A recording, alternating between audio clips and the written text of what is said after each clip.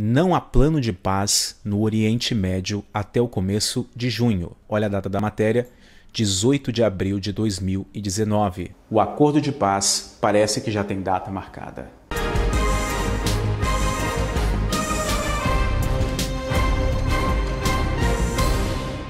Shalom, meus amigos, meu nome é Júnior Lutero, sejam muito bem-vindos ao nosso humilde canal.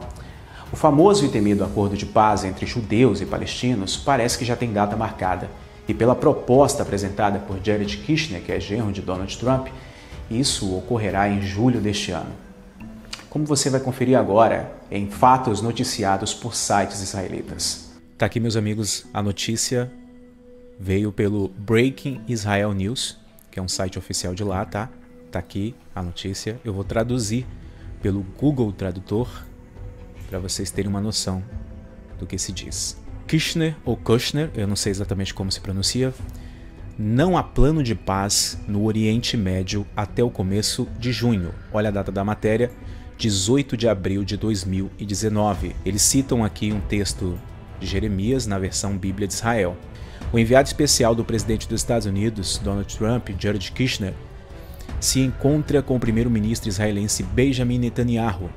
Casa Branca, assessor de Jared Kushner, supostamente disse a um grupo de embaixadores na quarta-feira que o plano de paz no Oriente Médio, altamente antecipado para os israelenses e palestinos, será lançado depois de Israel constituir um novo governo e após o feriado islâmico do Ramadã, que começa em 5 de maio e conclui em 4 de junho. Olha aqui, pessoal. Olha só. Pode ser que nesta data aqui eles possam já estar noticiando publicamente mais detalhes deste plano. De acordo com o jornal The Washington Post de domingo, não conseguirá garantir um Estado palestino separado e totalmente soberano. A administração Trump realizou uma reunião a portas fechadas com mais de 70 líderes judeus e pró-Israel na Casa Branca, na terça-feira, que incluiu falar sobre o plano de paz, embora nenhum detalhe tenha sido revelado de acordo com um participante da reunião. Mas tenho que dizer que, como embaixador de Israel, estou confiante de que este governo, dado seu apoio a Israel, levará em conta as preocupações vitais de Israel em qualquer plano que eles apresentarem. Nunca culpo nenhum presidente americano ou secretário de Estado ou enviado pelo fracasso em alcançar a paz. Quem faz isso não entende por que não temos paz. Os palestinos têm que atravessar o Rubicão. Vai ser com eles, acrescentou. Tá? Não muito satisfeito, porque eu não busco somente fontes em inglês quando se trata de Israel. Eu fui até uma fonte escrita em hebraico. Talvez a tradução não fique tão fiel, mas vai dar para todos nós compreendermos. Está aqui, ó. Aqui, ó. A notícia do dia 17 de abril, tá? Saiu antes do Breaking. Aqui no Breaking foi no dia 18, um dia depois. Então a fonte do Breaking pode ter sido esses sites aqui, ok? Eu não sei se esse site foi o primeiro que lançou, mas vamos acompanhar. O plano de paz de Trump será publicado no início de junho. Jared Kushner, assessor do presidente dos Estados Unidos, Donald Trump, disse na quarta-feira que o plano de paz de Trump será revelado no começo de junho. Além disso, Kushner disse que o plano exigiria compromissos tanto de Israel quanto dos árabes. Está aqui. Agora, o que me chamou a atenção, meus amigos, foi, na verdade, esses comentários aqui. Existem 3 comentários aqui de pessoas que vivem lá. Aqui, ó. Não existe paz com aqueles que querem destruir você. Tá vendo? Então, essa pessoa aqui comentou que acha praticamente impossível os árabes aceitarem essa proposta, esse plano de paz, né? É meio complicado mesmo porque em outras ocasiões eles também não aceitaram e pelo visto, né, eles não estão com muita cara assim de que vão aceitar, não. Mission que Abbas não concordaria com qualquer compromisso. Em seguida, no final deste programa, será o mesmo que todos os seus antecessores. Isso não é nada. Amigos, o que não faltam são teorias e suposições de quem ou quando virá o anticristo. Inclusive, muitos já afirmam que seja o Jared Kushner, mas no meu ponto de vista, eu acho perigoso fazer qualquer tipo de afirmação quando falamos de escatologia bíblica, pois se trata de acontecimentos futuros. A única certeza que podemos ter e afirmar, sem nenhuma dúvida, é que Jesus Cristo, o verdadeiro Messias, retornará. Fora isso, tudo o que temos são achismos, pois, em meio aos teólogos, não existe nenhum consenso se tratando de escatologia. É complicado. Mas por que tememos tanto esse acordo de paz? Isso não seria algo bom? Aparentemente sim. Mas já ouviu falar aquele velho ditado? O diabo te dá com uma mão para depois tomar com as duas? Para aqueles que não entendem muito sobre essa temática, apresentarei aqui um pequeno resumo que fiz, com algumas interpretações que eu fiz sobre esses acontecimentos vindouros. E futuramente eu trarei aqui um documentário muito mais detalhado.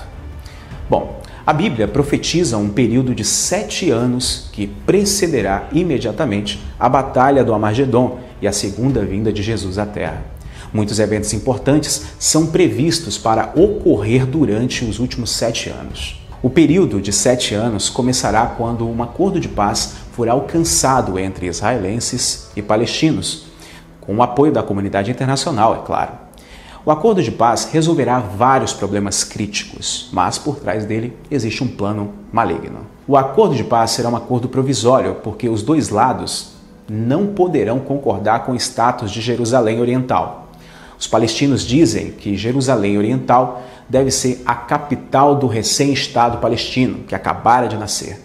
No entanto, os israelenses já anexaram Jerusalém a leste e declararam que a Jerusalém unida é a eterna e indivisível capital do Estado de Israel.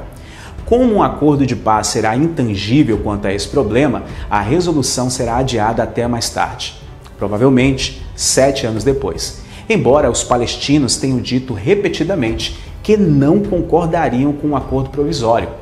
Eles aparentemente capitularão em sua posição em vez de desfazer todo o acordo. O conflito sobre o Monte do Templo, o mais disputado do mundo há muito tempo, será resolvido, mas é claro, debaixo de um acordo de compartilhamento entre muçulmanos e judeus com a supervisão internacional. Os judeus poderão construir o seu terceiro templo sem perturbar o Domo da Rocha ou a mesquita. O arranjo será exaltado como um triunfo para o interreligioso e a tolerância religiosa. Isso será exaltado e todo mundo vai achar uma coisa boa. Há aproximadamente 650 mil judeus vivendo ao leste da fronteira. Bom, existem judeus que vivem a leste de Jerusalém em assentamentos muito próximos. Entende-se por ambos os lados que muitos desses assentamentos serão incluídos numa espécie de divisão de terra, uma espécie de minha casa, minha vida, que lhe permitirão permanecer em parte do Estado judeu. Mas aí pode começar a ter um problema. A questão mais difícil é, o que acontecerá com 100 mil a 200 mil judeus que vivem em áreas que serão transferidas para o controle palestino pelo próximo acordo?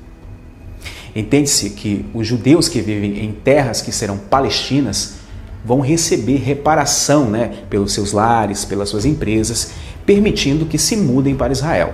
No entanto, muitos dos judeus da Cisjordânia dizem que não estão deixando suas casas. Eles insistem que a Judéia, Samaria é a terra prometida, eles não vão sair de lá. O governo de Israel não está disposto a executar uma evacuação forçada de mais de 100 mil pessoas. Ariel Sharon fez isso em 2005, expulsou 9 mil pessoas dali, quase causou uma guerra civil. Já pensou uma confusão maior do que isso? Por muitos anos parecia que não havia solução viável para esse problema intratável. No entanto, Salam Fayyad ofereceu uma solução simples para aqueles judeus que se recusaram a sair. Então, simplesmente eles podiam ficar. Eles poderiam viver ali como uma minoria judaica no Estado palestino. Fayyad argumentou que cerca de mais de 1 milhão de árabes vivem em Israel, sob um governo israelense. Por que 150 mil judeus não poderiam viver sob o regime palestino? O problema é que o povo judeu não é tão violento quanto o povo palestino. Muitos judeus permanecerão em suas casas no novo Estado palestino.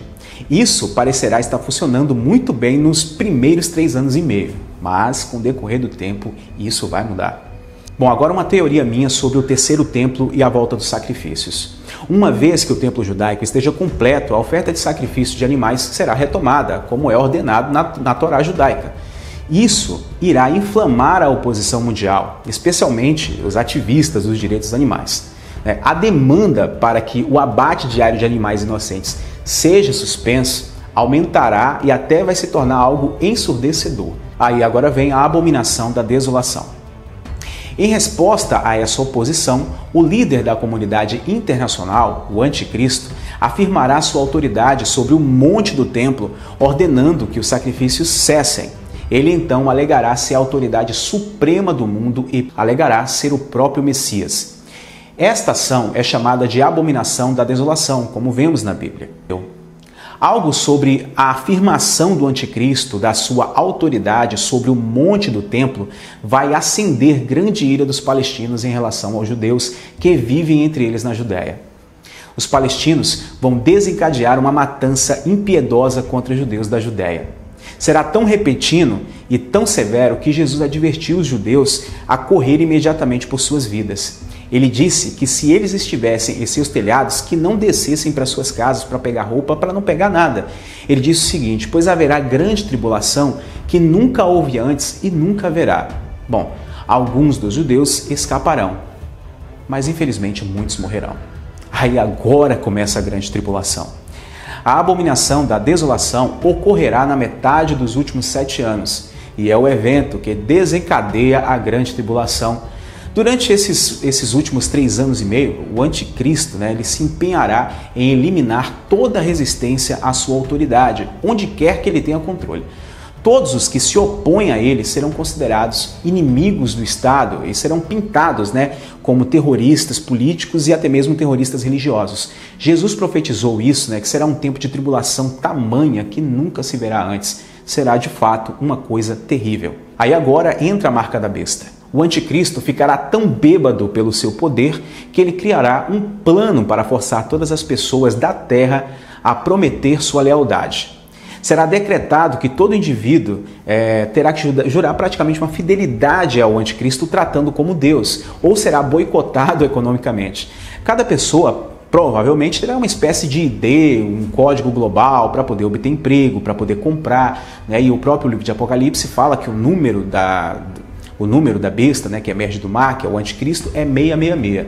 Uma vez que a pessoa não consegue encontrar um emprego, ele não vai conseguir comprar nada e nem vender nada. Ele terá que dobrar o joelho e orar muito e se refugiar, porque a coisa vai ficar feia. E o que significa isso? A Bíblia diz que aqueles que se opõem ao anticristo e ao seu sistema de governo global serão mesmo perseguidos e mortos. Biblicamente, parece que será a pior parte da vida de uma pessoa, Será muito pior do que qualquer ditador possa ter feito anteriormente. E o que vai acontecer no final desses 7 anos? Quando esse prazo acabar, o prazo do acordo chegar no final dos 7 anos, os palestinos exigirão que a comunidade internacional cumpra suas promessas. A comunidade mundial possivelmente vai prometer Jerusalém Oriental para que se tornaria um Estado palestino. Olha a confusão. Se eles concordassem com o acordo interino. Então, dentro dessa minha interpretação, as Nações Unidas exigirão que Israel entregue Jerusalém Oriental aos palestinos, mas Israel recusará firmemente. Finalmente, a comunidade mundial recorrerá à força militar. Uma aliança militar internacional lançará uma invasão de Israel para forçá-la a obedecer à resolução da ONU. Israel se levantará e lutará contra as forças da comunidade internacional. Pouco a pouco, os exércitos de Israel serão forçados a recuar diante do poder de fogo que será bem superior, Então, a coisa vai ficar bem feia. Finalmente, o exército da ONU alcançará a periferia de Jerusalém.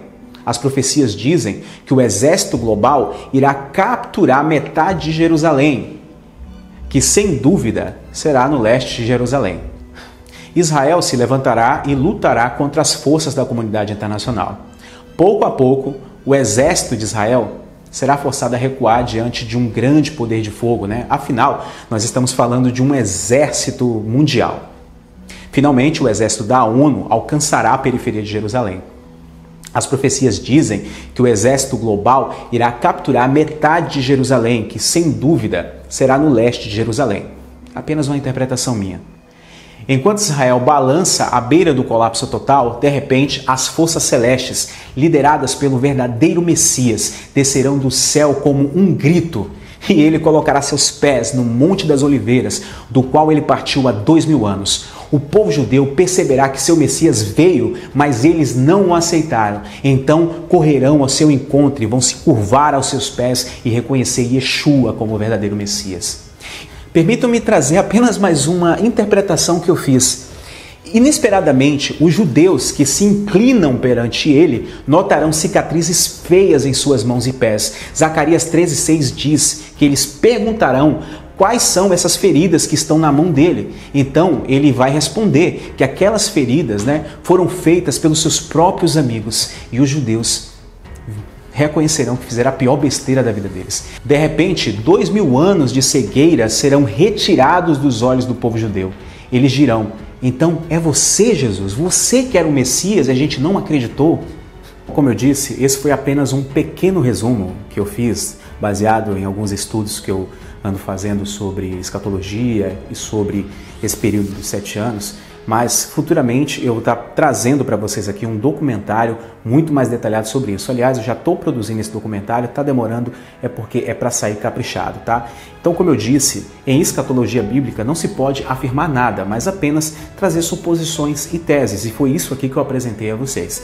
Se alguém aí pensa diferente de mim, sinta-se livre para comentar aí embaixo, tá? Se você é novo por aqui, se inscreve, ativa o sino, eu conto com o apoio e com as orações de vocês, tá? Orem pela minha vida, orem pela minha família, orem por mim.